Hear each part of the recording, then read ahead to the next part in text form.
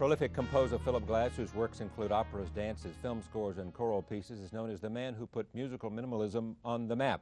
As he prepares for a revival of his first opera, Einstein on the Beach, he joins us now, and we are pleased to have him here. Tell me how you feel about the revival of Einstein on the Beach. What, at the Brooklyn Academy? Yes, that's right. It'll be a band. We're starting there. I think the 19th. Yeah. It's a piece that is always exciting to do. Yeah. It's a piece that, for some reason, has always stayed very fresh and very young. We get older and the piece stays young. Yeah. And why is that, you think? I'm not really sure. I think it was when Bob Wilson and I got together on this in '75 or '74. It was it's something that came very naturally to us. It was very spontaneous. We were working out of a kind of a cultural milieu that was very strong and very vital, and a lot of it just stuck with Einstein, and you can still feel it. Are you doing anything different? Not much in terms of the music. Bob's relit it somewhat. Has gotten, I think the people who saw it in '84 or '76 will definitely recognize the same piece. Lucinda Childs is still there. Cheryl Sutton is still there. There's a different violinist this time. Craig Fulkerson is playing the part of Einstein, playing the violin. Yeah. But the ensemble that played, and Michael Reason, who's the music director, they're the same guys. They're different singers.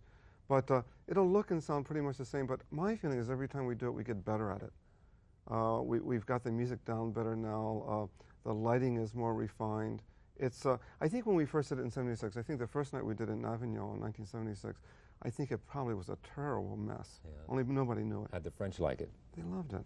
And we loved it too. No, the thing is that in 1976, no one knew what it was. The first night we did it, you have to remember, that was the first night that we ever even got through the piece without stopping. We never had a dress rehearsal. We never got through a dress rehearsal. The first night was the first night that we got to see it. And since then, we've actually learned how to do the piece. Now, was Ravi Shankar there then?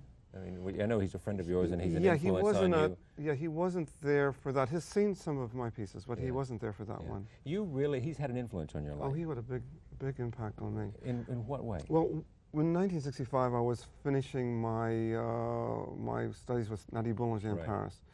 And I, just by accident, I got a job being his assistant on a film score. And in 1965, you have to remember that was before the Beatles had gone to India. Right. So no one knew about all this wonderful music. That's really how we got to know about, I mean, the general public. And most of us really got to know about music, non-Western classical music. Yeah. And when I was at Juilliard, we never studied that music. No one knew anything about it. Yeah. So suddenly I was thrown into this situation. I had to notate. And what did it say to you? Well, first of all, I was astonished. I was astonished by it because I didn't, at that point, I had been studying music for probably about 18 years. And here was something that I knew nothing about, and it was completely interesting and absorbing and exciting, and I didn't know the first thing about it. Yeah. And that led to trips to India, that led to my studying with Ala Raka, his tabla player. It led to a long association. Finally, actually, a few years ago, I did a record with Ravi, so a record called Passages, and we still are in touch with each other. So it's been a lifetime association for me, but it really is what made me start thinking about another way that we could have another kind of classical music in America, or in Europe for that matter, that we began to think about world music, which is a word that we hear a lot about now, but in 1965 or 1966, world music simply wasn't on the map yet. And that was when it really began for me. Yeah. Why do you... minimalism is an inadequate term to describe the music in your judgment, correct? Well, I think it was a historical term, and that moment of history probably ended in 1975. But the word has hung on. Yeah. And is Einstein on the Beach the best representation of what you think the word meant historically? I think it was kind of both the summation of it in a way and the beginning of something else. Yeah. Because the thing about minimalism is we used to say that less is more. That was the idea of minimalism. Right. But with theater, more is more. Theater is about putting things together. It's about adding things and coming up with something that's more than the sum of its parts. More is more, meaning? Meaning that for me, theater was about collaboration. It was about putting together. It wasn't about reducing things. It was about adding things together. It was about putting together dance and sometimes words, sometimes singing. Is that what appeals to you about opera so much? Yes. That you get It's finally the it is the complete art form. It's the opportunity that we have not only to do our best work, but to work with the best people in other arts. The finest practitioners of... It can be, yeah. And that's when, and in our best moments, we see it all coming together. This was, of course, the dream that Wagner had in the 19th century, and we've all had that. Everyone's had the dream since then. And anyone who's had the experience of I just recently had a piece at the Met, the Voice, and that was a moment when everything was one of those moments. Did they commission?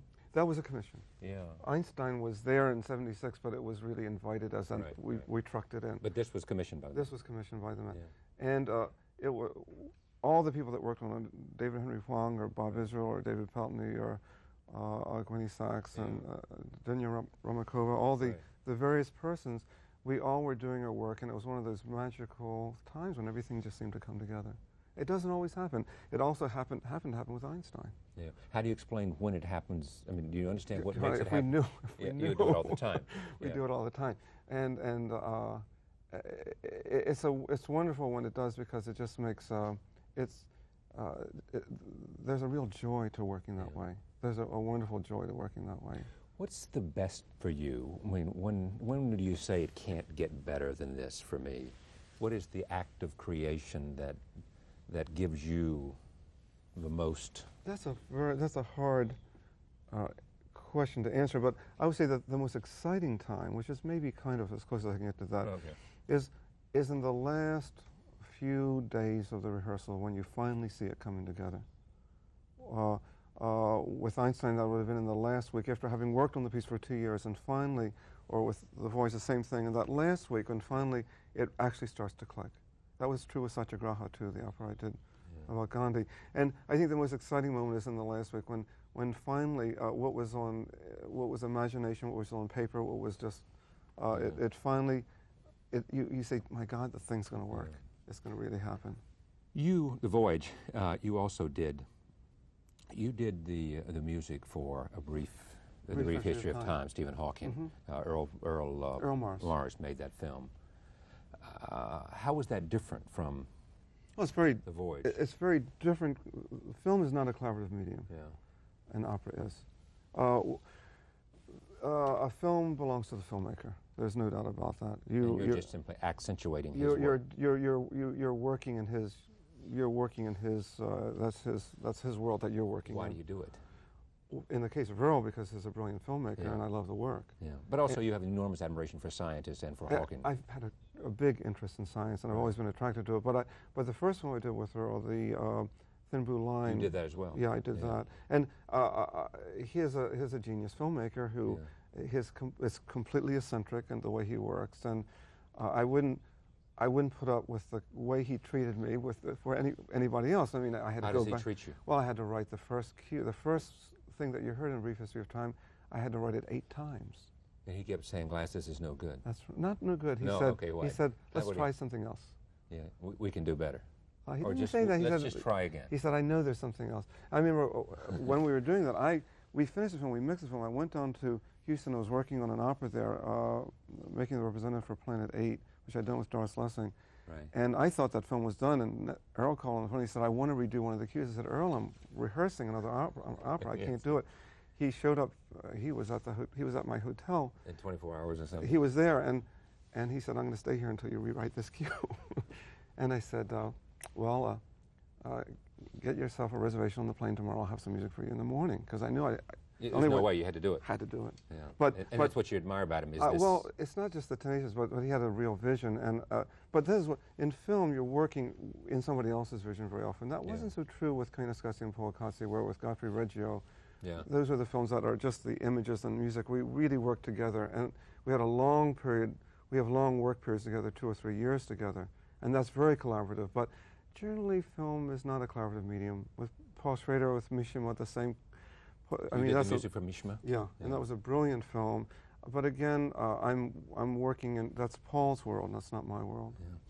The fascination with scientists, what is it? I mean, is it somehow you consider them? I think I was a frustrated scientist. When I was a kid, I think that's what I mostly admired. Did you have a gift for it? No, I didn't, and that's why I didn't do it. Yeah. I had a gift for music, and I think I made the right choice. And what was it that indicated you had a gift for music? I'm not sure. Well, first of all, there was a deep love of it that began when I was very young. I mean, I'd learned about music from my father. I went to music school when I was a little boy. You grew up in Baltimore, did you? Baltimore, yeah. And then went on to Juilliard. Juilliard, University of Chicago, Juilliard, Paris, and so forth. But I admired science, and when I was at the University of Chicago, I even took classes in mathematics and physics, but I discovered right away that I really didn't have any talent. I got 30 seconds left. I want to get this in. The Low Symphony. Yeah. Is that David? That was based on a record of David Bowie. David Bowie and Brian Eno. That was done in '76, and it was a kind of a landmark piece. That was a kind of an art rock record that really pointed to a whole new direction, which never really actually came. That record pointed to a direction that was never really fulfilled in a way. But I remember hearing that record in 1977 and thinking, gee, I could do something with this music. And one last question. What are you working on now as we speak? I'm working on Orphée, an opera based on the film by Cocteau. And it will open in American Repertory Theater in Boston. I made an adaptation for the stage.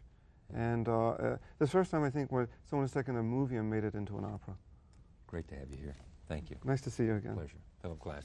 Thank you for joining us tonight. Tomorrow night, show pioneer and broadcast veteran Steve Allen will be here. Also, award-winning McNeil-era reporter Charlene Hunter-Gault. All of that tomorrow night. I thank you for joining us tonight on Veterans Day. Our thoughts go out to all the families of veterans who have given their life for this country, and we thank you for sharing tonight with us.